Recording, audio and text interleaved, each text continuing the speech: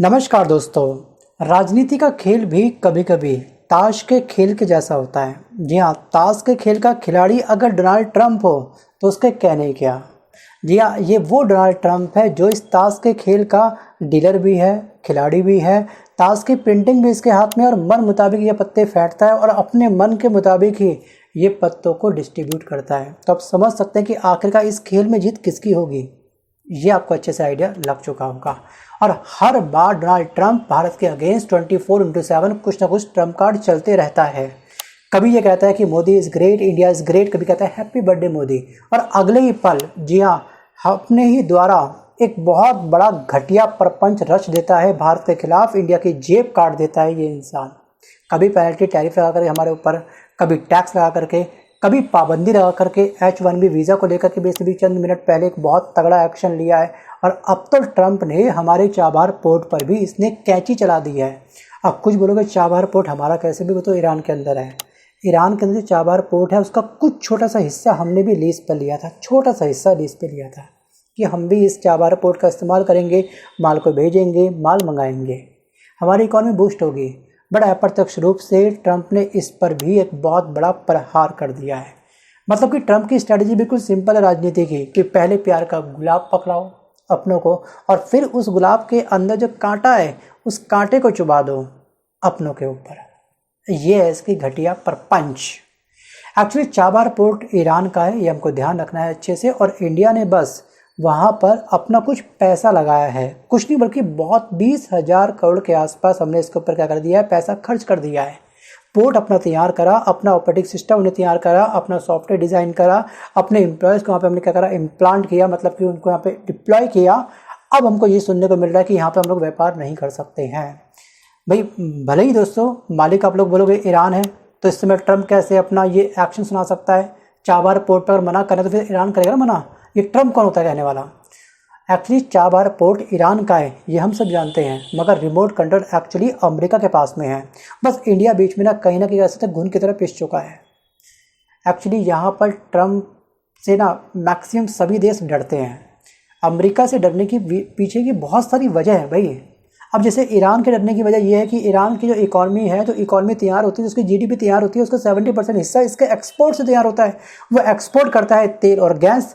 अगर 70% तेल और गैस अगर जो एक्सपोर्ट नहीं करेगा तो उसकी जीडीपी का 70% का बट्टा लग जाएगा।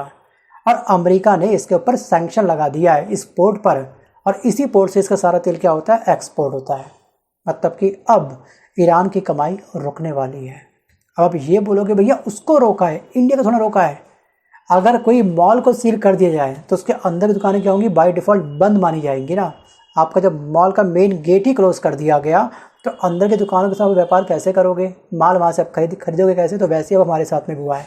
चाबहार पोर्ट पे इसने लगा दिया सैंक्शन और अप्रत्यक्ष रूप से हमारे भी सपनों पे इसने फेर दिया है क्या, पानी। ट्रंप ने चले एक तीर से दो निशाने, ईरान पर वार और हमारे भारत का व्यापार ठप कर दिया इसने।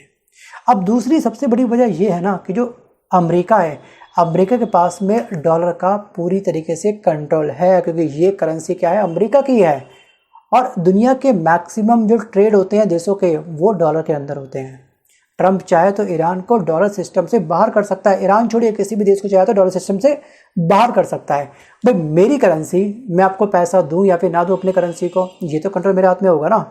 अगर मुझे हमारे इंडिया को अगर किसी दूसरे देश में व्यापार करना है, राइट, अगर मैं अपना माल उस देश को दे रहा हूँ तो मैं उससे डॉलर में पैसा लूँगा और इस डॉलर का इस्तेमाल मैं कोई अन्य सामान को बाय करने में कर दूँगा। तो जो बीच में ट्रांजेक्शन चार्ज है मेरा वो कम लगेगा। तो इसलिए लोग मैक्सिमम देश करते हैं डॉलर में व्यापार। और ये अब ट्रंप मुझे डॉलर देगा या फिर नहीं देगा वो इसके ऊपर करता है डिपेंड। मतलब कि सारा सिस्टम इसी के हाथ में है। और एक सबसे बड़ा सिस्टम है स्विफ्ट सिस्टम, जिसे बोलते हैं स्विफ्ट कोड। बैंकिंग का एक्चुअली ये इंटरनेशनल नेटवर्क होता है जिससे पैसा ट्रांसफ़र होता है। अमेरिका इसमें बहुत पावरफुल है और ईरान को स्विफ्ट से अगर इसने बाहर कर दिया तो इंटरनेशनल जो पेमेंट आनी होती है वो क्या होती है, बंद हो जाती है। भाई स्विफ्ट कोड आपके बैंक के में भी होता है, आपने देखा होगा चेकबुक में एक तो लिखा होता है आईएफएससी कोड, एक लिखा होता है स्विफ्ट कोड। स्विफ्ट कोड मतलब ये कि आपका बैंक इंटरनेशनल ट्रांजेक्शन को एक्सेप्ट करता है और आप अपने बैंक के माध्यम से किसी दूसरे देश में भी पैसा भेज सकते हो। तो ये था स्विफ्ट कोड। अगर इसी कोड से आपको बाहर भेज दिया तो आप बाहर से पैसा कैसे मंगवाओगे, कैसे अपना पैसा बाहर भेजोगे। मतलब कि हम कुछ नहीं कर सकते हैं, सारा कंट्रोल इस समय क्या है, ट्रंप के पास में है, अमेरिका के पास में है। और सबसे बड़ी बात यह है कि इसके पास एक बहुत बड़ी सेना भी है। अमेरिका के पास में 800 से अधिक मिलिट्री बेस दुनिया भर में फैले हुए हैं। अगर कोई भी देश इससे पंगा लेगा तो जहाँ पर भी इसके ये बेस फैले हुए हैं उन सबको ये एक्टिव कर देगा और उस देश को धराशायी कर सकता है। सिर्फ मिडल ईस्ट में ही अगर हम देखें तो 50,000 से ज़्यादा सैनिक, यूएस सैनिक इस समय तैनात हैं। और ईरान ये जानता है कि सीधा झगड़ा मतलब हमारे देश की तबाही हो जाना। वैसे अमेरिका का रूल ना दुनिया पर लागू होता है, ठीक है, और मैक्सिमम देश इस बात को मानते भी हैं। एक्चुअली इस बात को अगर आप एग्जाम्पल से समझेंगे तो वर्ष 2018 में क्या हुआ था कि ईरान के ऊपर अमेरिका ने एक बार सैंक्शन लगाया था, रोक लगाई थी। उसके बाद यूरोपीय संघ में जो 27 देश हैं उन तमाम देशों ने बाय डिफ़ॉल्ट इसके साथ व्यापार करना बंद कर दिया था। ईरान के साथ बिजनेस पूरा ठप कर दिया था, अपना सारा के साथ जो डील थी उसको क्या कर दिया था, पॉज कर दिया था। ये है डर इस समय अमेरिका का। और कोई भी देश अमेरिका से पंगा नहीं ले सकता है। अगर अमेरिका से पंगा लिया तो डॉलर क्या हो जाएगा, उस देश के लिए स्टॉप हो सकता है। वो देश डॉलर में किसी और देश में व्यापार नहीं कर सकता है। और स्विफ्ट कोड से अगर बाहर फेंक दिया किसी देश को तो वो इंटरनेशनल पेमेंट ऑनलाइन कैसे उठाएगा, नहीं उठा सकता। और जो इसके जो अमेरिकी बेस हैं अगर वहाँ के द्वारा उस देश के ऊपर हमला कर दिया गया तो वो वैसे ही क्या हो जाएगा, तबाह हो जाएगा। इसलिए अमेरिका पूरे वर्ल्ड के अंदर सबसे शक्तिशाली देशों में गिना जाता है। इसके पीछे की वजह यही है, सैन्य दबाव, डॉलर, स्विफ्ट कोड, बाकी दोस्तों बहुत सारी अलग चीज़ें और भी हैं। एक्चुअली अमेरिका ने ईरान के ऊपर जो सैंक्शन लगाया है, ये जो रोक लगाई है, उसके पीछे की सबसे बड़ी वजह यह है कि इस समय ट्रंप को यानी कि अमेरिका को और अमेरिका के साथ इजराइल को ये सबसे बड़ा डर सताया जा रहा है कि जो ईरान है उसकी इकॉनमी लगातार बूस्ट हो रही है। जी हाँ, ये जो अपना बिजनेस, तगड़ा बिजनेस अन्य देशों के साथ में स्टार्ट कर चुका है, उसके बाद में इसको एक बहुत बड़ा प्रॉफिट हो रहा है लगातार। और ईरान कहीं जल्द ऐसा ना हो कि अपने लिए सेपरेट एक न्यूक्लियर बम तैयार कर ले। तो सिंपल ट्रंप का यही मानना है कि इसकी इकॉनमी कमज़ोर करनी है तो इसके जो पोर्ट है जहाँ से इसके शिप की आवाजाही होती है उसको रोक दो बस। और अमेरिका ने यही एक्शन लिया है बीते कल के दिन। मतलब कि अपने देश की सिक्योरिटी के बारे में सोचना कब से गलत हो गया भाई। अगर आपको न्यूक्लियर बम से इतना डर है तो अगर आपके अंदर हिम्मत है पूरे वर्ल्ड के अंदर न्यूक्लियर जो बम है उसको बैन कर दो। कोई देश इसे रख ही नहीं सकता है, कोई रखे कोई ना रखे, जो नहीं रख रहा है रखने वाला देश उसको हमेशा दबाते जा रहा है। और आप यही कर रहे हो ईरान के साथ में भी। और इजराइल को यही डर है कि अगर एक बार ईरान ने न्यूक्लियर बम तैयार कर लिया तो सबसे पहले ईरान इस्तेमाल करेगा इजराइल के ऊपर अपना न्यूक्लियर बम। और इसलिए इजराइल लगातार ट्रंप के माध्यम से अपना एक्शन लेते रहता है ईरान के अगेंस्ट। इसके पीछे ना कहीं इजराइल ही है, ये बात आप ध्यान रखिएगा। एक्चुअली यहाँ पे ना हमको क्या हुआ था कि वर्ष 2018 में इस पोर्ट के लिए एक स्पेशल चाबहार पोर्ट पर सैंक्शन वेवर दिया गया था वर्ष 2018 में। अब ये सैंक्शन वेवर क्या होता है? सैंक्शन का मतलब होता है रोक, वेवर का मतलब होता है कि एक्स्ट्रा कुछ छूट दे देना, एक्स्ट्रा डिस्काउंट दे देना। जैसे कि आप अपने स्कूल जाते होंगे, स्कूल यूनिफॉर्म आपको डेली पहन के जाना पड़ता होगा, लेकिन जिस दिन आपका बर्थडे होता है, जी हाँ हैप्पी बर्थडे होता है, उस दिन हम लोग घर की यूनिफॉर्म में स्कूल जा सकते हैं। तुमको क्या मिल गया? सैंक्शन वेवर मिल गया, एक एक्स्ट्रा हमको कुछ समय के लिए टेम्परेरी क्या मिला, बेनिफिट मिल गया।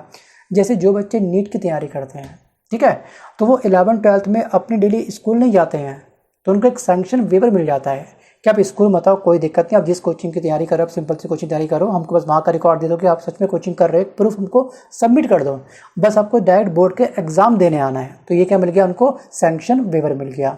आई थिंक सो आप मेरी बातों को बच्चे समझ पाए होंगे। और इसीलिए हमने क्या करा था कि अभी हाल ही में 10 साल के लिए हमने एक डील लॉक करी थी। मतलब कि भारत ने ईरान के साथ में 10 साल का एग्रीमेंट साइन किया था और पोर्ट का ऑपरेशन कंट्रोल हमने अपने हाथ में ले लिया था। अब पूरा नहीं, केवल थोड़ा सा हिस्सा, क्योंकि भैया चाबहार पोर्ट एक लंबा पोर्ट है, उसमें मल्टीपल कंट्री के जितने भी चाहे तो शिप आ सकते हैं, जा सकते हैं। हमको बस थोड़ा सा हिस्सा चाहिए। जैसे एक बड़ा मॉल होता है ना, बड़े मॉल में मल्टीपल दुकानें होती है, गारमेंट्स की भी होती है, खिलौने की भी होती है, ठीक है, जो ग्रॉसरी होती है उसकी दुकान भी होती है, बहुत सारी ज्वेलरी की दुकानें वगैरह भी होती है।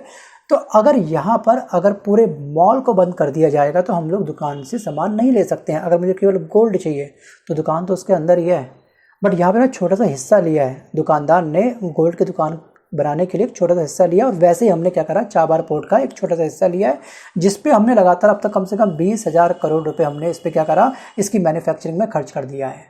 मतलब कि मकान पूरा बनके तैयार हो गया है तरीके से। अब आकर के ट्रम्प ये बोल रहा है भाई ये प्लॉट तो मेरा था, आप यहाँ पर व्यापार नहीं कर सकते हो, चलो दफ़ा हो जाओ। यही हुआ हमारे साथ में, इसने सैंक्शन वेवर को क्या करा, हमारे अब स्टॉप कर दिया है। दोस्तों अब बात करते हैं कि आखिरकार चाबहार पोर्ट भारत के लिए इतना इम्पोर्टेंट क्यों है। एक्चुअली सेंट्रल एशिया और रूस तक अगर हमको सीधा पहुंचना है तो वो रास्ता काफ़ी मुश्किल हो चुका है, क्योंकि यहाँ पर आती है सबसे बड़ी रुकावट पाकिस्तान। हमको पाकिस्तान की हेल्प की आवश्यकता पड़ेगी अगर हम डायरेक्ट पहुँचना चाहते हैं तो। अब पाकिस्तान ना तो भारत को ट्रांजिट देगा, क्योंकि हमारे रिश्ते काफ़ी खटास में पड़े हुए हैं, और ऊपर से इस पाकिस्तान ने पीओके पर कब्जा कर रखा है।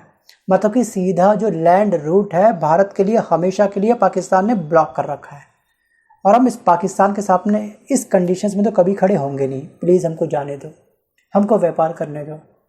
इस कंडीशन में हम पाकिस्तान के आगे तो नहीं झुक सकते हैं। तो इसलिए हमने चाबहार पोर्ट का रूट अपनाया था कि हम इसके माध्यम से अपने व्यापार को करेंगे, सेंट्रल एशिया और रूस तक हम लोग आसानी से पहुँच पाएंगे।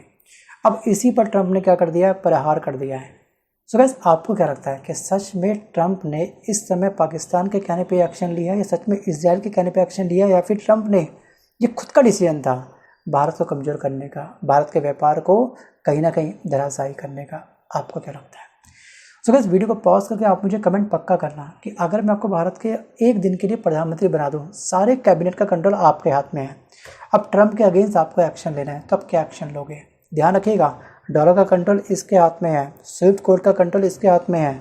अगर इसने एक बार सैंक्शन लगा दिया तो अन्य देश अपने आप इसकी बातों को मान लेते हैं। क्या सच में हमको भीगी बिल्ली बन के दब जाना चाहिए? सोचिए जब ब्रिक्स देशों ने मिलकर के अपनी सेपरेट करेंसी लॉन्च करने का विचार रखा था, तो ट्रंप ने हमको धमकी दी थी, तमाम ब्रिक्स देशों को धमकी दी थी कि अगर आप अपनी सेपरेट करेंसी लॉन्च करोगे और अगर आप डॉलर में व्यापार नहीं करोगे तो मैं आपके ऊपर 500% का टैरिफ लगा दूंगा। ये धमकी ट्रंप ने दी थी हमको, याद होगा आपको, जब लास्ट ईयर ब्रिक्स समिट हुआ था, मैं तब की बात कर रहा हूँ। कितना दबेंगे, कितना डरेंगे आखिरकार हम लोग ट्रंप से। एक्चुअली जो ट्रंप है, ट्रंप की बात करें, अगर हम ईरान की बात करें तो ट्रंप को ये लगता है कि ईरान भरोसे के लायक नहीं है, और ईरान पर लगा दिया इसने भारी सैंक्शन। और इजराइल की चिंता हमेशा वही रही है कि इजराइल को ये लगता है कि अगर ईरान के पास में न्यूक्लियर वेपन्स आ गया तो उसका सबसे बड़ा खतरा क्या हो जाएगा, इजराइल को होगा। सबसे बड़े प्रयोग ईरान इस समय इजराइल के ऊपर करेगा। तो इसलिए इजराइल हमेशा एक दबाव बना के चलता है अमेरिका के ऊपर कि भैया इस ईरान के ऊपर थोड़ा कंट्रोल रखो, अगर एक बार ईरान हमारे हाथ से निकल गया ना तो ये हमारे ऊपर बहुत बड़ी मुसीबत बन सकता है। और जो इस समय हमारा पड़ोसी देश जो मुसीबत बना पड़ा है पाकिस्तान, जो हमको रूट ओपन करके नहीं दे रहा है, ट्रेड करने में थोड़ी रुकावट बना हुआ है, इस समय पाकिस्तान के भी मंसूबे सातवें आसमान पर चढ़ रहे हैं, क्योंकि लगातार इसको ट्रंप का सपोर्ट मिल रहा है। आप देखा होगा आपने किस तरह से मुनीर और ट्रंप के बीच में मुलाकात हुई थी। शहबाज शरीफ फिर से एक बार मिलने वाला है इस समय ट्रंप से, और ऊपर से 17 सितंबर अभी 2 दिन पहले सऊदी अरब और पाकिस्तान ने एक म्यूचुअल डिफेंस पैक्ट साइन किया है, और ये सबसे बड़ी रक्षा कह सकते हैं कि साझेदारी इन दोनों देशों के बीच में हुई है। और इस म्यूचुअल डिफेंस पैक्ट का सिंपल सा कहना यह है कि अगर कोई देश पाकिस्तान के ऊपर हमला करेगा तो वो बाय डिफ़ॉल्ट सऊदी अरब के ऊपर हमला माना जाएगा। जैसे नाटो में तमाम देश है ना, अगर किसी एक देश के ऊपर हमला होगा तो तमाम बाकी के देशों के ऊपर हमला माना जाएगा, बाकी देश उसके सपोर्ट में खड़े हो जाएंगे। तो वैसे ही अगर पाकिस्तान के ऊपर कोई भी हमला करता है तो सऊदी अरब पाकिस्तान के साथ में खड़ा होकर के उस दुश्मन के खिलाफ लड़ेगा, और पाकिस्तान लगातार मजबूत पे मजबूत हो रहा है। क्या करें, जब भी इसको फाइनेंशियल क्राइसिस आती है कटोरे लेके पहुंच जाता है IMF के पास में। IMF किसके अंडर में है, अमेरिका के अंडर में, तो अमेरिका हर बार उसकी फाइनेंशियली मदद करता है। सोचिए चल क्या रहा है वर्ल्ड की राजनीति के अंदर, और हम कहीं ना कहीं दोस्तों बहुत बड़े दुश्मनों से हम लोग घिर रहे हैं।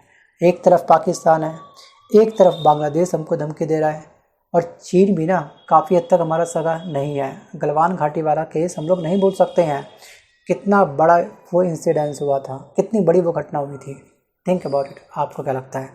ठीक है, एक दिन के लिए भारत के प्रधानमंत्री आप हैं, एक्शन लीजिए, पूरी कैबिनेट आपके पास में है, वो आपके हुक्म को मानेगी, लीजिए आपको जो एक्शन लेना है। कमेंट करके आप मुझे पक्का बताना अपना एक्शन। सो गाइस आज के इस वीडियो में बस कर इतना ही, मिलता हूँ जल्द अपने वीडियो के साथ में, तब तक के लिए धन्यवाद।